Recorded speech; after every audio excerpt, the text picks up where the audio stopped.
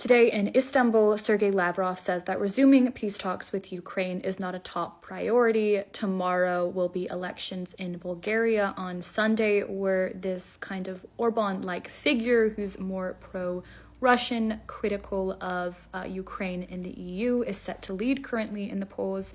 And the US today extends the sanctions waiver on Russian oil and petroleum products currently at sea.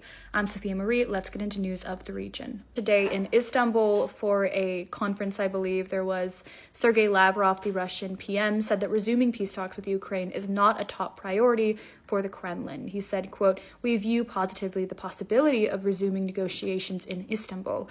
Right now, this topic, the topic of resuming negotiations, is not our number one priority." Now, interesting, there's this election race in Bulgaria. So on Sunday, likely based on the polls, this kind of more pro-Kremlin, critical of Ukraine and EU, Orban-like figure, Rumen Radev, is set to win. So he was the former president of Bulgaria for 9 years, and the Kyiv Post defines his years in office as, quote, opposition to weapons for Ukraine, hostility towards EU sanctions on Russia, and attempts to slow Bulgaria's entry into the Eurozone.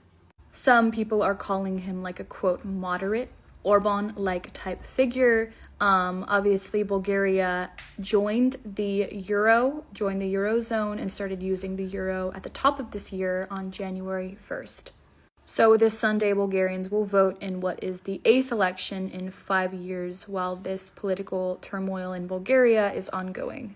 Now, in other news, the U.S. today extended the sanctions waiver on Russian oil and petroleum products currently at sea in an attempt to try to soften surging energy prices. Apparently, just 2 days before, 2 days ago, Treasury Secretary Scott Bessent said that this would not happen. And Senate Democrats, after this was announced today that this waiver would be extended, Senate Democrats came out and said this was, a quote, shameful, and that Russia has been benefiting from the Iran war due to the surge of oil revenues and things like these sanctions waivers.